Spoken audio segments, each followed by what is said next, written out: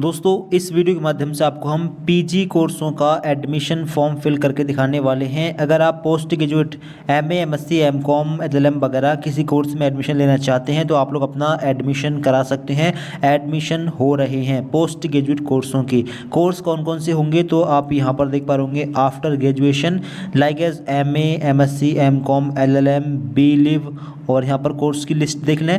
MA, MCom, MSc, PG diploma, MA, LLB, LLM वगैरह ये courses हैं, इनके एडमिशन चल रहे हैं। अगर आप इसमें से कोई भी कोर्स करना चाहें तो आप लोग अपना रजिस्ट्रेशन करा सकते हैं। इस वीडियो को फॉलो करके आप लोग अपना ऑनलाइन फॉर्म फिलअप कर सकते हैं। ठीक है, वेबसाइट रहेगी ये, इसका लिंक मिल जाएगा आपको डिस्क्रिप्शन बॉक्स में। आप लोगों को उस पर क्लिक करना है, डायरेक्ट इस वाले पेज पर आ जाना है। इसके बाद में आपको दिखेगा अप्लाई नाउ, इस पर क्लिक करना है। इस पर क्लिक करने के बाद में आपके सामने ऐसा पेज खुलेगा। अब आप लोगों को दिखेगा सबसे पहले एलिजिबिलिटी। सबसे पहले आपको इसमें क्लिक करना है और यहाँ से आपको लेना है स्नातक के बाद स्नातकोत्तर पाठ्यक्रम आफ्टर ग्रेजुएशन, ये वाला ऑप्शन आप ले लेंगे। इसके आगे रहेगा are you resident of MP. अगर आप मध्य प्रदेश के निवासी हैं तो यहाँ पर सिलेक्ट है यस, अगर नहीं है तो फिर नो टिक कर सकते हैं। ठीक है, अपने हिसाब से आपको कर देना है। आगे is it enrolled in state university of MP, क्या आपका विश्वविद्यालय एमपी में है, एमपी में आता है या नहीं।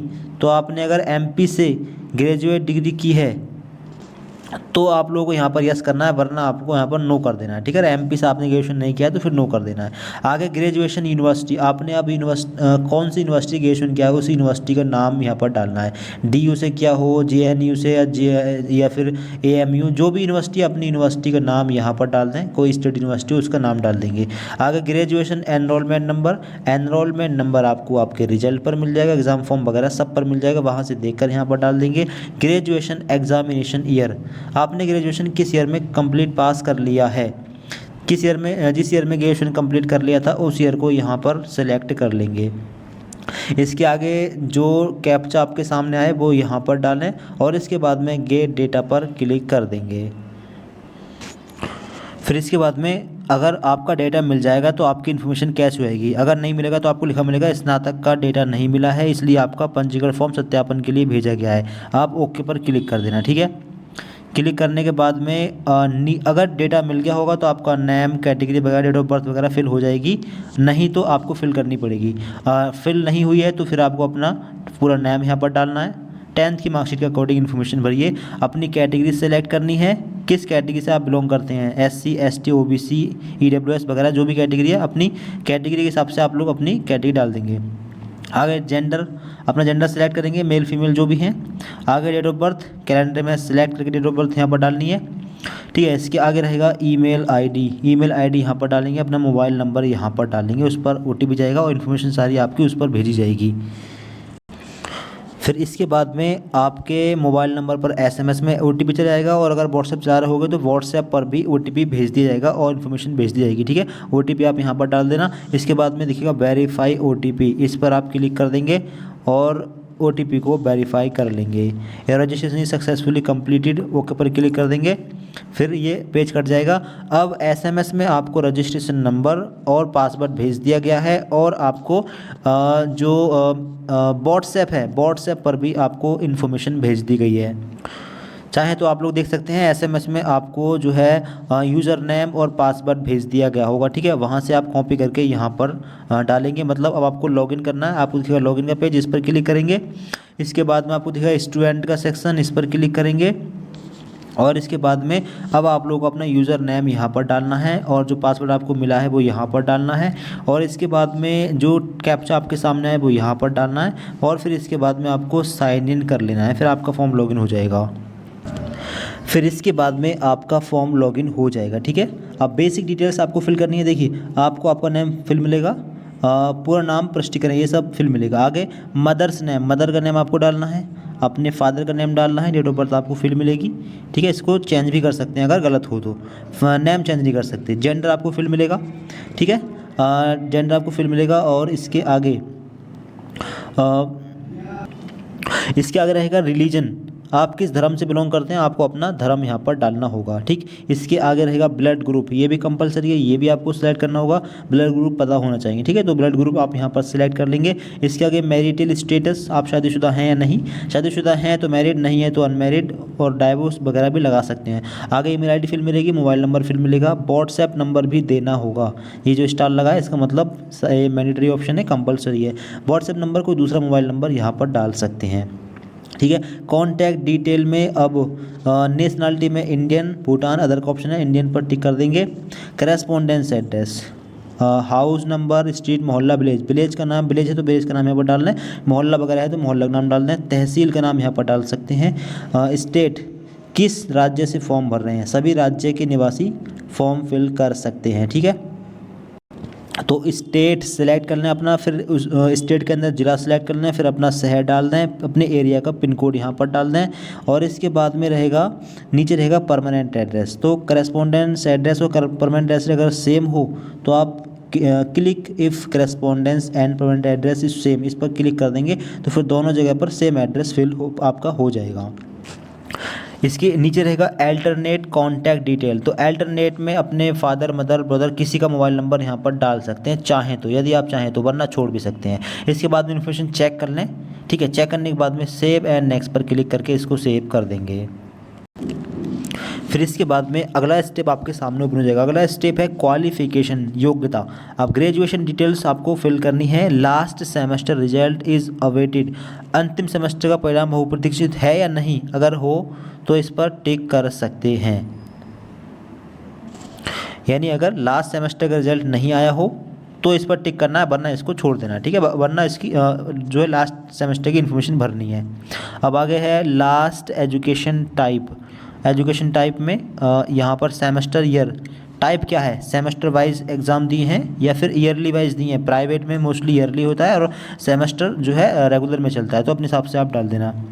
Last semester year result, last semester या फिर लास्ट ईयर का रिजल्ट कौन सेमेस्टर का है, मतलब अगर आपने 4 ईयर वाला कोर्स किया होगा तो फिर सेमेस्टर में 8 सेमेस्टर होंगे, और 3 ईयर वाला किया है तो 6 सेमेस्टर होंगे। ठीक है, 6 सेमेस्टर ले सकते हैं अगर BA BSc BCom किया है तो। ईयर ऑफ एग्जामिनेशन सिलेक्ट रहेगा, आपने पहले डाल रखा है। लास्ट डिग्री, अब डिग्री कौन सी की है, डिग्री में BA है, BA BCom BSc honours arts वगैरह काफ़ी सारे कोर्सेज आ रहे हैं, तो अपना अगर आपको आपका कोर्स नहीं मिल रहा है तो एनी ग्रेजुएशन लगा सकते हैं। ठीक है, अदर का ऑप्शन नहीं है, एनी ग्रेजुएशन लगा सकते हैं। बाकी अगर कोर्स मिल जाए तो BA BSc BCom जो भी अपना कोर्स लगा देना, कोर्स सिलेक्ट कर लेना। आगे है स्पेशल सब्जेक्ट ग्रुप। अब सब्जेक्ट ग्रुप कौन सा था, यानी सब्जेक्ट इनमें से आपके पास कौन सी थी, अगर BA किया है तो जो सब्जेक्ट ग्रुप थी एक सब्जेक्ट ले लेंगे यहाँ से। ठीक है, इसके आगे रहेगा एनरोलमेंट नंबर फिल रहेगा, यूनिवर्सिटी फिल रहेगी, परसेंटेज, जो रिजल्ट है परसेंटेज में आता है या ग्रेड में आता है, तो रिजल्ट NEP के तहत ग्रेड में आ रहा है अब। ठीक है, वैसे परसेंटेज में आता है। ठीक है, ईयरली वाला, अगर सेमेस्टर वाला हो NEP वाला तो फिर ये ग्रेड में आता है, तो अपने हिसाब से आपको लगा देना है। अगर परसेंटेज सिलेक्ट करेंगे तो यहाँ पर टोटल मार्क्स डालने होंगे तीनों साल के मिलाकर। मान लीजिए एक साल का 400 है तो 4 × 1200 हो गए, 500 है तो 5 × 1500 हो गए, और टोटल मार्क्स में यह टोटल मार्क्स ऑब्टेन्ड, यहाँ पर जितने नंबर आए हैं तीनों साल के मिलाकर वो डालने हैं, और यहाँ पर डालने हैं टोटल मार्क्स तीनों साल के। ठीक है, तो अपने हिसाब से आप डालें। अगर आपका CGPA में था तो यहाँ पर ग्रेड लेंगे। ठीक है, ग्रेड लेने के बाद में अब सेलेक्ट ग्रेड में ग्रेड कौन सी थी, अब ग्रेड भी सिलेक्ट करनी है। ठीक है, कौन सी ग्रेड प्राप्त हुई है। ठीक है, टोटल मार्क्स ऑब्टेन्ड, अब मार्क्स ऑब्टेन्ड डालेंगे और टोटल मार्क्स डालेंगे कि मतलब जो CGPA है उसको परसेंटेज में कन्वर्ट करके टोटल मार्क्स बनाएंगे, और जितने नंबर आप जितनी CGPA आया उतने CGPA को परसेंटेज में कन्वर्ट करके, नंबरों में कन्वर्ट करके आप फिर यहाँ पर डालेंगे। ठीक है, फिर प्रतिशत डालने की ज़रूरत नहीं होगी। इसके बाद में सेव एंड नेक्स्ट पर क्लिक कर देंगे। सेव एंड नेक्स्ट पर क्लिक करने के बाद में ये पेज हो जाएगा, अगला पेज ओपन होगा। अगला पेज रहेगा रिजर्वेशन एंड वेटेज का। Academic bank of credit ABC अपार ID आपके पास होनी चाहिए, वो यहाँ पर डालनी है। नहीं है तो बना लें, यहाँ से बना सकते हैं और अलग से डिजिलॉकर ऐप से भी बना सकते हैं। ठीक है, तो ABC ID बनाएं और यहाँ पर डालें, ये कंपलसरी। आगे है reservation details. Madhya Pradesh domicile, क्या आप मध्य प्रदेश के मूल निवासी हैं? अगर एमपी से ही फॉर्म भर रहे हैं तो यस करते हैं, वरना नो कर देंगे, अपने हिसाब से करना है। अगर नो करते हैं तो एफिडेविट चाहिए, ठीक है। अगर यस करेंगे तो फिर आपको क्या चाहिए? डोमिसाइल सर्टिफिकेट, ठीक है। अगर मध्य प्रदेश के निवासी हैं तो फिर आपको डोमिसाइल सर्टिफिकेट चाहिए। डोमिसाइल सर्टिफिकेट नंबर यहाँ पर डालना है, डिस्पोजल डेट, ठीक है, यानी कि इशू डेट डालनी है। डोमिसाइल सर्टिफिकेट यहाँ पर अपलोड करना है अगर हैं एमपी के निवासी तो। अगर नहीं है तो फिर आपको अपना स्टेट सेलेक्ट करना है कि आप मध्य प्रदेश के अलावा फिर कौन से स्टेट से बिलोंग करते हैं, ठीक है। फॉर एग्जांपल मैं डाल रहा हूँ यहाँ पर। और आगे फिर आपको एफिडेविट अपलोड करना है, ठीक है। आगे है माइनॉरिटी, अगर आप हिंदू धर्म के अलावा किसी और धर्म से आते हैं तो फिर आप माइनॉरिटी में आते हैं, फिर आपको यस करना है, ठीक है। अगर यस करेंगे तो फिर आपको माइनॉरिटी रिलेवेंट डॉक्यूमेंट यानी आपको कैटेगरी सर्टिफिकेट यहाँ पर अपलोड करना होगा। अगर नहीं आते हैं माइनॉरिटी में तो फिर कोई ज़रूरत नहीं है, फिर आपको ये अपलोड नहीं करना, ठीक है। माइनॉरिटी में नहीं आते हैं तो फिर नो सेलेक्ट करना है। आगे do you have voter ID. Card, voter ID. Card हो तो यस कर दें, वरना नो पर भी लगा सकते हैं। यस करेंगे तो फिर वोटर आई.डी. कार्ड का नंबर भी मांगा जाएगा, वो भी डालना होगा। Do you have BPL card, अगर बीपीएल बिलो पॉवर्टी लाइन में आते हैं, गरीबी रेखा से नीचे, तो यस कर सकते हैं, वरना नो पर लगा देंगे। यस करेंगे तो उसका नंबर डालना होगा। फिर आगे है, क्या आपके माता पिता केंद्र सरकारी कर्मचारी, राष्ट्रीयकृत बैंक तथा भारत सरकार द्वारा संचालित व्यावसायिक संगठनों के कर्मचारी मध्य प्रदेश में हैं तो यस कर सकते हैं, वरना नो पर टिक लगा देंगे। आगे कैटेगरी सिलेक्ट रहेगी नॉन क्रीमी लेयर, अगर आपके फादर की इनकम 8 लाख से कम है तो नॉन क्रीमी लेयर में आप आते हैं। 8 लाख से ऊपर है तो नॉन क्रीमी लेयर, तो फिर क्रीमी लेयर में आते हैं सीएल में, ठीक है। 8 लाख से कम इनकम मतलब नॉन क्रीमी लेयर, 8 लाख से ऊपर इनकम मतलब क्रीमी लेयर, ठीक है। तो अपने हिसाब से लगा देंगे। आगे MAT AAS प्रोफाइल आईडी अगर हो तो डालते हैं, वरना छोड़ देंगे।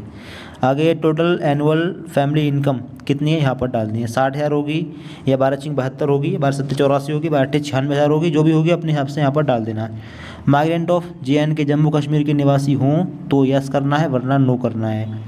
आगे पर्सन विद डिसेबिलिटीज़, अगर PWD से आते हैं तो कर दें यस, वरना नो। अब क्लास, अगर इनमें से किसी क्लास में हों जैसे कि सैनिक, डिफेंस पर्सनल, फ्रीडम फाइटर तो लगा सकते हैं, वरना नन पर टिक लगा देना है। आगे NCC NSS सर्टिफिकेट हो कोई तो यस करना है, वरना नो पर टिक लगा देंगे, ठीक है।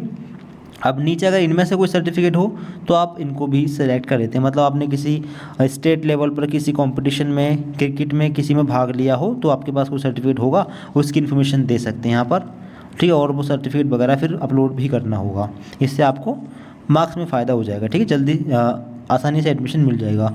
1 step up UG only government school teacher, यानी कि आप ये जो PG डिग्री कर रहे हैं वो किस पर्पस से कर रहे हैं। Do you fall under 1 step,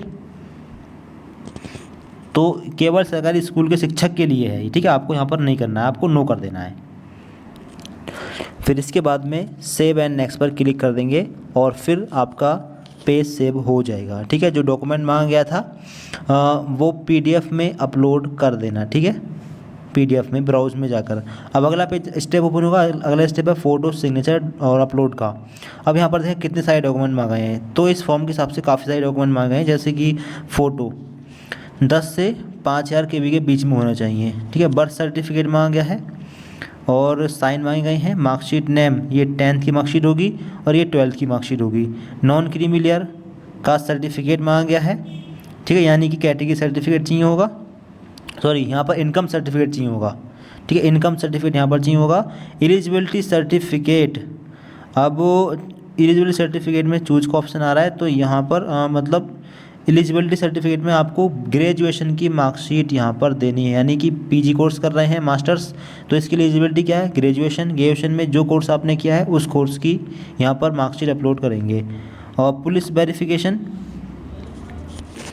तो यहाँ पर ये पुलिस वेरिफिकेशन एक और डॉक्यूमेंट मांगा जा रहा है, शायद ये आपके सामने नहीं आएगा। अगर आप MP के निवासी हैं तो ये आपके सामने नहीं आएगा, ठीक है। हमने दूसरा स्टेट सेलेक्ट किया इसलिए आ रहा है ये। अगर आपके सामने आए तो पुलिस वेरिफिकेशन में शायद आपको कैरेक्टर सर्टिफिकेट बनवाकर यहाँ पर अपलोड कर देना होगा, ठीक है। उम्मीद है कि नहीं आएगा।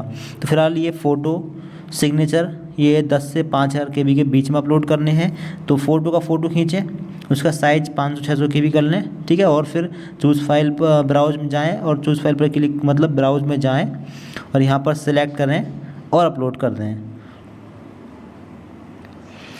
ठीक है। इस प्रकार से आप लोग अपना फ़ोटो अपलोड करें। सेम इस प्रकार से अपने साइन ब्राउज़ में जाएं, चूज़ फाइल सेलेक्ट करें और अपलोड कर दें, ठीक है। साइन अपलोड कर दें। आगे बर्थ सर्टिफिकेट भी मांगा गया है, वो भी अपलोड करना होगा, ठीक है। जितने डॉक्यूमेंट मांगे गए हैं आप लोग सभी डॉक्यूमेंट तैयार करा लें। मार्कशीट नेम, ये 10th की मार्कशीट है, ये 12th की मार्कशीट है। NCL सर्टिफिकेट मांगा जा रहा है अगर OBC से आते हो, और अगर 8 लाख से कम इनकम है तो फिर NCL सर्टिफिकेट यानी इनकम सर्टिफिकेट चाहिए होगा, वो अपलोड करना है। एलिजिबिलिटी सर्टिफिकेट में ग्रेजुएशन की फाइनल ईयर वाली मार्कशीट अपलोड करनी है।